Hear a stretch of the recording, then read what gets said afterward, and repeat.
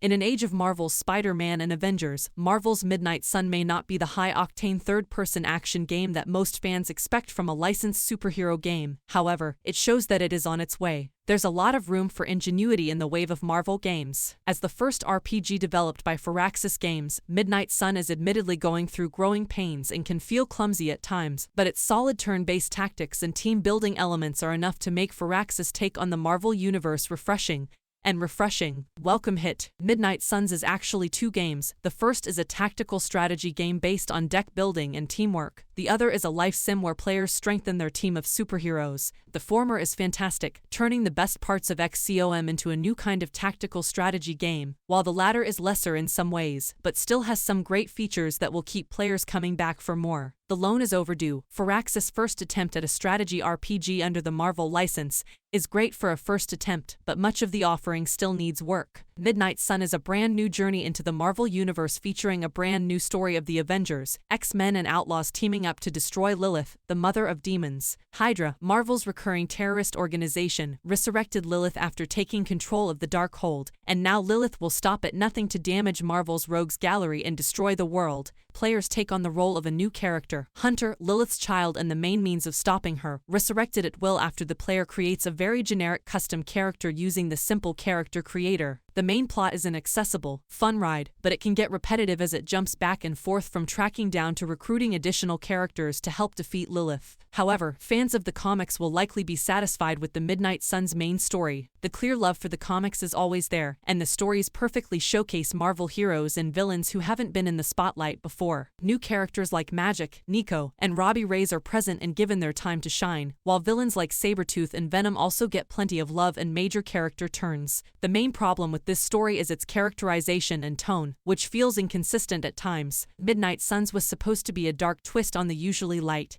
and fun Marvel universe, but it couldn't decide whether to really incorporate those elements, and the final product lacked focus. The game often vacillates between moody gothic themes with gloomy music and silly character writing that never seems clever or funny. The hunters periodically have to deal with eventually having to kill their mother, but at times this plot point feels like an afterthought and a chore. Characters often make jokes that refer to pop culture or internet slang, and these jokes often feel dated and take players out of the experience. Most of the time it's worth questioning why the characters are written the way they are. Words like boomer and references poking fun at the 10-year-old Twilight Zone came up frequently in the conversation, as well as parodies of the MCU's best Joss Whedon's self-aware humor. It doesn't help make the characters feel interesting or relatable, and it often makes people groan. A lot of what players like about Midnight Suns stories comes down to how much they can tolerate the comedy and the script. It's not completely unbearable, and of course personal preference comes into play.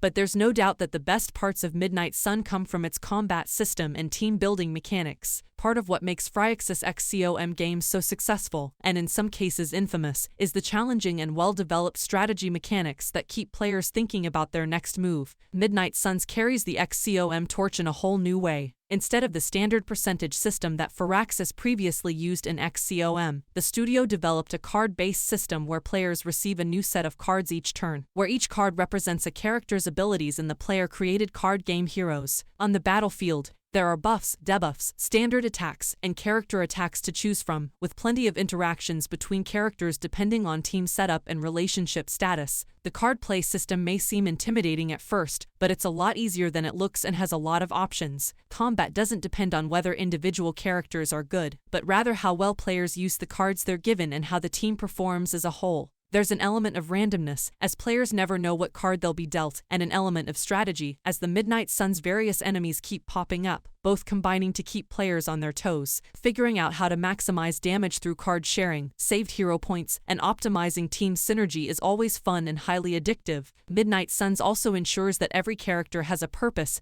and is believable. For example, Captain America is best suited as a tank that absorbs aggro from all enemies on the field, and his skills can generate blocks. Blade is an excellent DPS character that can cause multiple attacks in a row in a single deck, while Doctor Strange excels at sedating and mitigating both allies and enemies. Teamwork options in Midnight Suns are wide and deep, and there are many rewarding combinations to discover with all 12 heroes. Finding the right team of heroes that work well together is part of the puzzle of Midnight Suns' battle system. When things come together on the battlefield, it's worth digging into these characters and their abilities. However, the on-field success started on Abby's home turf. When players aren't outside fighting Hydra assassins or Lilith's demons, they're immersed in the daily life of the monastery, much like Fire Emblem or Mass Effect. The more players invest in the characters of the Abbey, the more Marvel's Midnight Sun feels like a reality TV show rather than a video game. But it takes advantage of the character development in the battle system, and actually becomes an interesting part of the game once the initial clunky introduction is over. The first few hours of Midnight Suns are harsh, with all the characters feeling like cheap knockoffs of MCU and comic book characters, but there's so much more to it.